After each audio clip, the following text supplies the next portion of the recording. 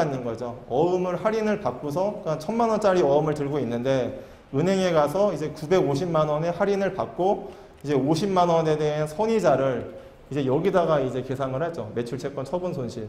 그러면은 은행에서 뭐 한 5% 정도 선이자를 뗐다라고 하더라도 133억의 수수료를 낼 정도면은 몇천억에 대한 그 채권을 다 이미 할인을 해가지고 돈으로 다 받았다는 얘기인데 어떻게 이게 현금 흐름이 이렇게 조금 나올 수가 있느냐. 그리고 회사가 이익이 굉장히 잘 나는 회사인데 뭐가 아쉽다고 선이자 떼가면서 그렇게 어음 할인을 받느냐라는 거에 대해서 그 납득이 안 돼가지고 결국은 그 조기에 차입금을 다 회수를 해서 결국은 이제 위험을 피해 갔었던 그런 사례가 되겠습니다. 더 손익계산 그리고 현금흐름표가 사실 좀 말이 안 되는 게 매출채권 그렇게 할인을 해가지고 돈을 어느 정도 그렇게 할인해서 돈이 들어왔음에도 불구하고 매출채권에서 결국은 돈이 안 들어오는 모습으로 이제 그림이 나옵니다. 결국은 할인했던 거는 뭐 어느 정도 돈이 들어왔겠지만 나머지 할인 못 받은 매출채권은 결국은 다 부실화되었다라고밖에 생각을 할 수가 없죠. 그러니까 결국 거래처로부터 그 매출채권을 그 회수를 못했다. 그러니까 이게 현금흐름표가 사실 굉장히 좀 말이 안 되는 상식에 좀 안 맞는 상황이 되겠습니다. 이 큰 금액을 다 어음 할인을 받아가지고 현금화를 시켰음에도 불구하고 매출채권에서 결국 돈이 안 들어온다라는 거는 이것도 좀 말이 안 되는 거고 그리고 그 재고자산이 여기 없구나. 재고자산은 없고 그 다음에 어쨌든 그 매출채권 가지고 일단 설명을 드릴 수가 있고 그 다음에 이제 그 투자활동은 또 열심히 하죠. 투자활동은 계속 마이너스가 뜨는 게 정상적이고 그래서 계열사 뭐 해외 법인 주식도 취득을 하고 하면서 돈은 계속 빠져나가는데 이제 이 투자활동에 투자활동에 들어갈 돈이 없으니까 영업활동 가지고 돈을 벌지를 못하니까는 결국 역시 또 그 차입을 해올 수밖에 없죠. 은행에서 차입을 굉장히 많이 해왔습니다. 근데 가장 중요한 문제 중에 하나가 여기는 비상장회사죠. 비상장회사고 개인회사라고 보면 되는데 그 차입을 해와가지고서 중간 배당금을 70억을 지급을 했어요. 결국은 은행에서 그 빌려온 돈을 대주주가 다 자기 주머니로 70억 정도를 챙겨가지고 이제 카지노도 가고 그 다음에 뭐 이것저것 샀다라고 결국 나왔죠. 그러니까 이제 이 현금흐름표만 봤을 때 이제 모든 게 나오죠. 결국 돈도 못 버는 회사가 투자하겠다고 은행에서 돈을 빌렸는데 그 중에 일부는 자기 주머니로 들어갔다라고 이렇게 해석을 할 수가 있겠습니다. 재작년, 작년에 이제 모뉴엘 얘기 나오면서 이제 나왔던 얘기가 이제 그 팩토링 얘기입니다. 팩토링. 이게 이제 아까 말씀드렸던 그 어음 할인 하는 방식인데 이제 이게 뭐가 문제냐 하면은 사실은 그 회사가 거래처한테 매출을 일으키고 나서 당연히 외상 매출이죠. 외상 매출을 일으키고 나서 어음을 받는다. 그러면은 어음 만기가 있으니까 할인을 받지 말고 한 3개월 참았다가 거래처로부터 돈을 받고서 그냥 여기서 끝내면은 아무런 문제가 없는데 결국은 이거 어음을 돌리죠. 어음을 돌려가지고 할인을 받다 보니까는 이거 어음 만기 됐을 때 결국 돈 못 갚으면은 부도가 나버리는 거죠. 그러니까 차라리 회사가 부도가 안 나려면은 어음 그냥 계속 가지고 있는 게 제일 좋은데 이거를 참지를 못해가지고 계속 이렇게 돌리다가 결국은 부도가 나가지고 어음이 부도가 나서 회사가 망하게 되는 그런 사례가 되겠습니다. 그래서 이 흐름에 대해서 한번 간단하게 말씀을 드리면은 이 별로 복잡한 구조는 아니에요. 모뉴엘이 거래처한테 그 외상 매출을 일으키고 나서 일단 어음을 지급을 받죠. 어음을 지급을 받고서 이제 그 금융기관에 가서 할인을 받습니다. 1,000만 원짜리인데 우리 이거 50만 원 선이자 떼고 950만 원 현금으로 이렇게 꽂아주죠. 바로 꽂아주고 그 다음에 금융기관은 어음 만기가 되면은 이제 이 모뉴엘한테 어음 만기 됐으니까 돈 달라라고 얘기하는 게 아니고 이쪽에 가서 돈을 달라라고 얘기를 합니다. 어차피 모뉴엘 거래처가 모뉴엘한테 줄 돈이니까 금융기관에서 먼저 할인받아서 돈을 여기서 받았으니까 니네는 우리한테 돈을 줄 필요가 없고 은행에다가 돈을 주면 된다라는 게 이제 팩토링의 기본 구조가 되겠죠. 결국은 동급한 회사들은 3개월 동안 어음 가지고서 기다리지 않고 그냥 은행 가서 선이자 떼고 바로 돈 받고, 그리고 거래처는 그 어음 만기되면은 이 모뉴얼한테 돈을 줄 필요가 없이 바로 이 금융기관에다가 입금을 해주면서 이제 끝나는 구조가 되겠습니다. 근데 이제 금융기관에서 봤을 때 사실은 뭐 이 거래처가 안전하다라면 사실은 뭐 문제가 없겠죠. 문제가 없을 텐데, 못 믿는 거래처다라고 하면은 여기서 만약에 못 갚았을 때 우리는 리스크를 어떻게 할 것이냐. 그러면은 여기서 만약에 못 갚는다라고 할 때 그때 가서 우리가 여기다가 니네한테 청구를 하겠다. 우리 여기 만기 때 가서 봤더니 얘네가 돈이 없어가지고 돈을 못 준다고 하더라. 그러니까는 니네가 그냥 갚아라 라고 이렇게 행사를 하죠. 그거를 이제 소구권이라고 이렇게 얘기를 합니다. 그래서 그 모뉴의 거래처가 지급을 거부할 때 이제 그 금융기관은 여기서 실패를 했으니까 모뉴엘에 가서 이제 소구권을 행사를 해서 돈을 달라라고 이렇게 얘기를 하죠.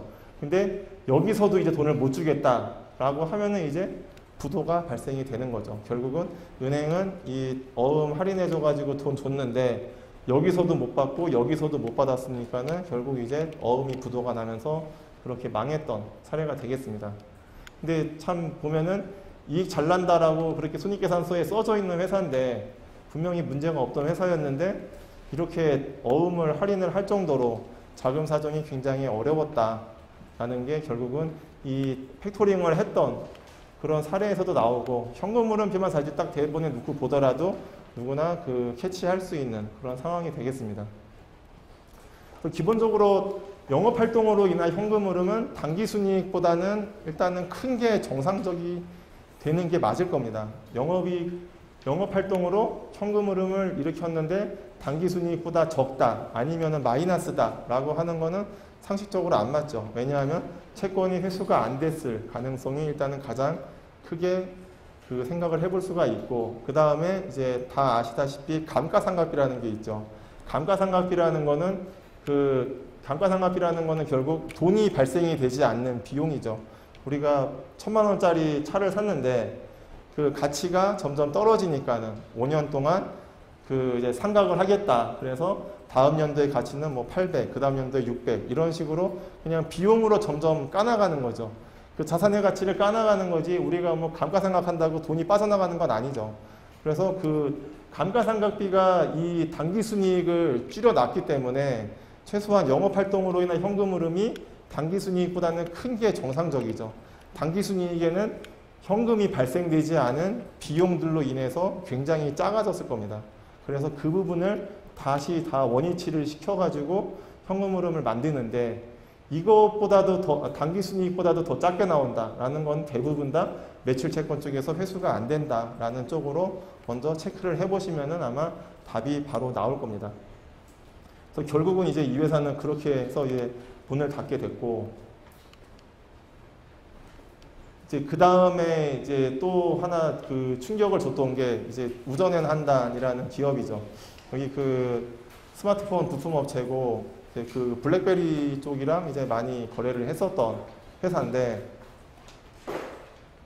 그 회사가 2013년까지 한 번도 적자를 낸 적이 없었던 괜찮았던 코스닥 기업입니다. 영업이익을 209억, 225억. 뭐 점점 줄어들기는 하죠. 블랙베리가 이제 점점 상황이 안 좋아지니까 역시 회사도 점점 이익이 줄어들고, 그래서 회사는 이제 결심을 하죠. 우리가 거래처를 삼성이랑 LG랑 트겠다라고 해가지고 그 베트남이랑 중국에다가 이제 공장을 굉장히 많이 졌다고 알려져 있습니다. 그래서 2013년도하고 2014년도에 굉장히 투자를 많이 합니다. 유형자산 취득하는데 847억 쏟아붓고, 2014년 이때 그 감사인한테 의견 거절 받으면서 이제 상장 폐지 대상이 됐던 그 해에도 420억을 쏟아붓었죠. 그리고 2013년도부터는 이제 그 영업활동 가지고 그 투자활동 커버하기는 이제 힘들어진 상황이 됐습니다. 2012년까지는 그래도 영업활동에서 벌어들인 돈 가지고 투자하는 데는 크게 문제는 없었죠. 그래서 재무활동으로 인한 현금 흐름도 별로 안 컸습니다. 2012년까지는 회사가 굉장히 좋았고 주가 흐름도 그때 나쁘지 않았죠. 이제 2013년도, 14년도 오면서 우리가 중국과 베트남에 투자를 하겠다라고 해서 굉장히 차입을 크게 일으킵니다. 사채도 이렇게 발행을 했었고, 2013년 같은 경우에는 뭐 840억을 투자를 해야 되니까는 170억 가지고 어림도 없죠. 그래서 재무활동으로 660억 이렇게 또 차입을 하는 그런 상황이 되는데, 사실은 이런 기업들 충분히 있을 수가 있어요. SK하이닉스가 2011년, 12년 때 현금흐름표 모양이 이랬습니다. 근데 차이가 있죠. SK하이닉스하고 이 기업하고 비교를 할 수는 없죠. SK하이닉스는 시장 지배력이 있죠. 우리가 봤을 때 반도체가 앞으로 이제 빅사이클에 올 거다라고 예측이 충분히 가능하니까 투자를 감행을 한 거고, 결국은 SK하이닉스는 2013년도부터 굉장히 화려하게 부활을 했죠. 엄청나게 돈을 잘 벌고 있는 기업이 됐고, 그런 모습이 있기 때문에 여기도 뭐 이렇게 할 수 있는 거 아니냐라고 생각을 할 수도 있겠지만은, 사실은 이 기업은 시장 지배력이 없는 기업이죠. 스마트폰 부품 업체가 굉장히 난립해 있고, 그 다음에 삼성하고 LG가 이미 다른 거래처하고 다 하고 있는데 이제 와서 공장 짓고서 우리도 하겠다라고 하면은 과연 될 것이냐. 결국은 이 현금흐름표가 말해주는 거는 우리가 한번 사업을 해보겠다, 모험을 할 거다, 너희들도 같이 동참을 해라 라는 거죠. 은행은 결국 리스크를 떠안을 수밖에 없는 거죠. 이 회사가 한번 삼성 LG하고 한번 해볼 테니까는, 그래 니네 삼성하고 LG랑 할 거니까는 돈 빌려줄게 라고 했는데, 결국은 2014년에 이제 상장 폐지 대상이 됐습니다. 감사인이 의견 거절을 제시를 했죠. 계속 기업에 대해서 우리는 너무 불확실하다라고 해가지고 의견 거절을 내가지고 상장 폐지 대상은 됐는데, 아직 상장 폐지까지는 안 갔죠. 거래소에서 지금 개선 기간을 부여를 했습니다. 개선 기간을 부여를 해가지고 2015년 일단 한 반기까지 지금 지켜보는 것 같은데, 2015년 1분기에도 또 적자를 내놔가지고 제가 봤을 때는 거의 이제는 좀 가능성이 없지 않을까. 2015년 2분기 때 정말 놀라울 만한 실적을 내지 않는 이상은 좀 쉽지 않을 그런 상황이 될 것 같고요. 근데 주주 입장에서 봤을 때는 사실 굉장히 가혹하죠. 이거 멀쩡하게 잘 가던 회사가 1년 적자 났다고 회사를 상장 폐지를 시킬 수가 있느냐라고 해가지고 주주들이 굉장히 멘붕에도 빠졌죠. 이게 말이 안 된다. 어떻게 1년 만에 이렇게 회사가 망할 수가 있느냐라는 건데, 여기도 사실 재무상태표를 보면은 조금 이제 문제가 있습니다. 부채 중에 차입금이 너무 많아요. 2024억이 지금 차입금이고 1년 내에 돌아오는 차입금이 1,805억이에요. 그래서 이거에 대해서 과연 어떻게 할 거냐, 벌어서 갚던지 아니면은 유상증자를 받던가 아니면은 다른 투자처를 발견을 해서 갚던지 해야 되는데, 결국은 모든 대안들이 다 안 됐죠. 그래서 이거에 대해서도 지금 문제가 있고, 그 다음에 재고자산도 446억이 있는데, 문제는 사실 이겁니다. 유무형 자산 2,100억을 지금 잡혀 있는데, 과연 이게 자산으로서의 가치가 있느냐라는 게 이제 감사인이 가장 의구심을 갖는 부분이죠. 왜냐하면은 우리가 새로운 사업을 하겠다라고 하고서 토지도 사고 건물도 사고 기계장치도 샀는데, 그거 가지고 앞으로 제품 만들어 가지고 팔아봤자 이거 이익도 안 날 건데 이 자산이 도대체 뭐가 필요가 있느냐라는 거죠. 그래서 회사가 만약에 기계장치를 1,000만 원짜리를 가지고 있다. 근데 이 기계장치에 대해서 감가상각을 한 10년 동안 하겠다.